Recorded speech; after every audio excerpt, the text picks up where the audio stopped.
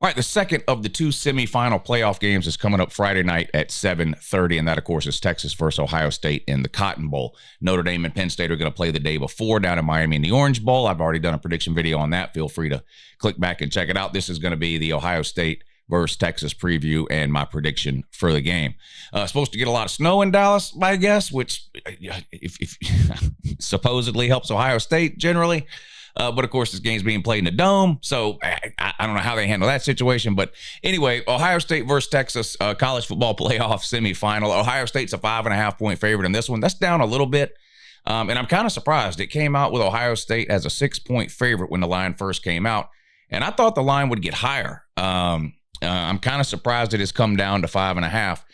Not necessarily because I think Texas is some kind of a bad team, but clearly we've all seen what Ohio State has looked like the last couple of weeks, and you can do sort of a 10-second preview and prediction of this game, which would sound something like, look, if Ohio State plays like they have played the last 2 weeks, not only will they win this game, they'll win the national title. There's not a college football team in the country that can compete with the version of Ohio State we've seen over the last 2 weeks.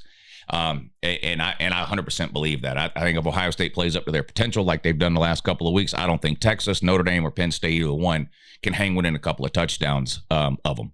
So the question is Ohio State going to play that way? And what can Texas or any other team in the national championship down the road do to try to prevent Ohio State from playing at that level? When you look at Texas, they do have a really good defense. They've got one of the best secondaries in the country. They were ranked top 5 in almost every defensive category, particularly passing categories. They've got the Jim Thorpe Award winner back there in the secondary. So if they can find a way to get pressure on Will Howard and cover those receivers one-on-one, which is an almost impossible task. You're talking about 3 NFL wide receivers on the field at the same time for Ohio State with Jeremiah Smith, Emeka Egbuka, and Carnell Tate.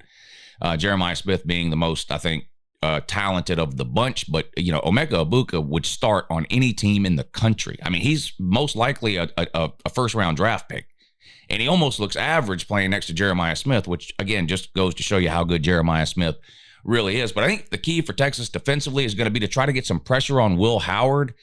If they can do it without blitzing, of course, that's even better. Helps you out in the secondary to try to cover some of those weapons that Ohio State has. But even if they've got a blitz and send some linebackers or a safety or something like that to try to get some pressure on Will Howard, I think that's a chance that Texas is going to have to take, and then kind of trust its secondary to try to limit the explosive and the big plays from Ohio State, kind of keep everything in front of you on those blitz plays, hope the blitz gets home, but if it doesn't, make sure they don't hit you over the top for a big one.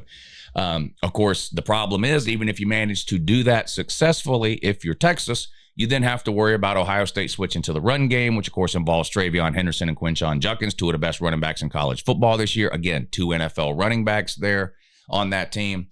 If there's a weakness on the Ohio State offense, and I don't really know that there is, but I guess the unit that has been criticized the most and maybe has played poorly a few times this season, it would be the offensive line. They were banged up earlier in the year. The Nebraska game, they really were lucky to escape with a win.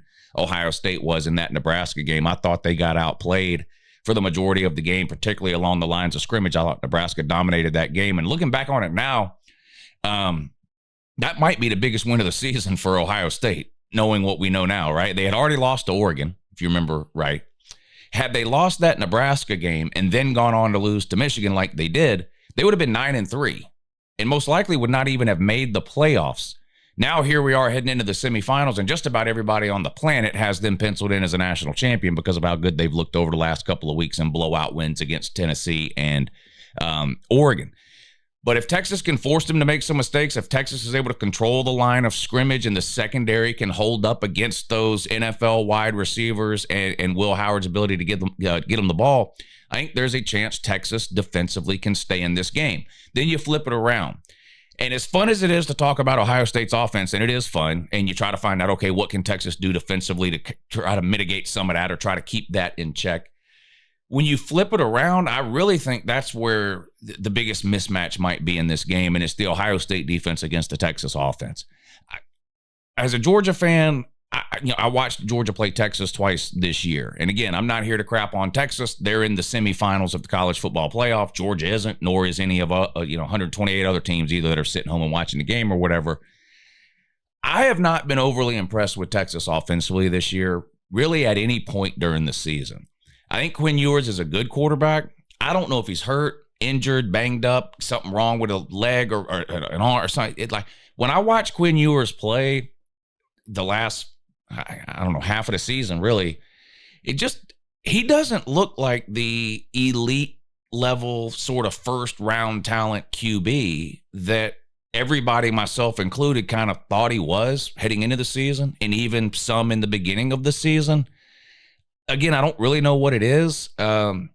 Their running game has been very spotty this season. It was non-existent for a majority of the regular season. It did come on late in the season, the last couple of games. They had a really good ground game against Texas A&M in the regular season finale, a win on the road at College Station. But then you had the SEC championship game against Georgia, and they had, I think it was 28 carries for 30 yards or something. They just couldn't run the ball at all.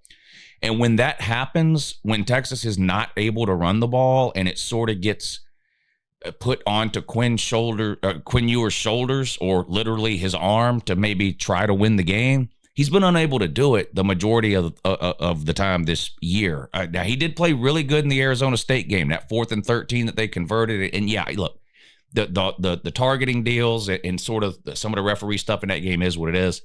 It doesn't take away from the fact that with the season on the line, Quinn Ewers made probably his best play of his career in completing that pass on the 4th and 13 that, had they not converted, would have ended Texas' season. So if I'm going to be critical of sort of Quinn Ewers overall, I do have to point out that I was pretty impressed with the way he played against Arizona State in the what game was that? The Peach Bowl, I guess. But Ohio State defensively, again, everyone talks about the Ohio State offense because they have sort of the superstar names. They bring in the transfer QB in Will Howard, the highest rated wide receiver recruit of all time in Jeremiah Smith. We all know Emeka Egbuka is an All-American. 2 NFL running backs with Travion Henderson and Quinshon Judkins. And it's sort of just like a highlight factory of offensive players. And most college football fans, not all, and again, this is not a shot at Ohio State's defense because I'm fixing to talk about how good they are. It's not a no-name defense. I don't want to say it that way, but your average college football fan can't name 3 players on Ohio State's defense. They can name 5 or 6 on the offensive side of the ball. I think that's kind of the point I'm making, but they are really, really good. Their defense might be better than their offense, Ohio State. They're good against the run. They play good in the secondary. They've had some issues with some pass interference stuff this year, but generally they play pretty well in the secondary. They can get after the quarterback, whether it be a pocket passer or a mobile quarterback. We saw that last week against Dylan Gabriel. They completely shut him down using a combination of like 3 down linemen and 8 dropping back, 4 down linemen and 7 dropping back, spies, no spies, blitz in the middle, blitz on the outside. They had Dylan Gabriel more confused than a 2-year-old in a titty bar. Their defensive coordinator, Knowles, I think, had an excellent game plan heading into that Oregon game, and they just completely shut Oregon down in the first half of that game. One of the most dominant 30 minutes of football you'll ever see. Offensively, defensively, just a total domination by Ohio State of Oregon in that Rose Bowl last week. And I don't know if Texas is going to have enough offensively to overcome what Ohio State can throw at them defensively. As a college football fan, I watch these games and I want them to be good games, interesting games, exciting games that are close in the second half or 1-possession games in the fourth quarter or whatever. I don't know that that's what we're going to get here in this Ohio State-Texas game. Again, can Texas beat Ohio State? Yes. Anybody can win or lose on any given day. And if Texas plays their best game of the year and can force Ohio State to make some mistakes, if they can maybe expose some of those offensive line issues for Ohio State that popped up earlier in the year, then I think they can hang in this thing and potentially find a way to win it in the second half if they can stay within, 7 to 10 points. I just have a hard time seeing that happen. I think Ohio State is going to have to not collapse, but they're going to have to, if they play like they've been playing, if they play at their ceiling, if Ohio State plays up to their potential, I don't care how good Texas plays, I don't think it will be enough. So for that reason, I am picking Ohio State in this game. I'll lay the 5.5 points. I think Ohio State probably beats them by a couple of touchdowns, but I'll gladly take Ohio State at anything under a touchdown. So give me Ohio State -5.5. I think they win the game. I think they win the Cotton Bowl against Texas, and I think they punch their ticket to the national championship game Monday night, January 20th. All right, there you go. My official pick, Ohio State to beat Texas. Appreciate you watching. Have a good morning.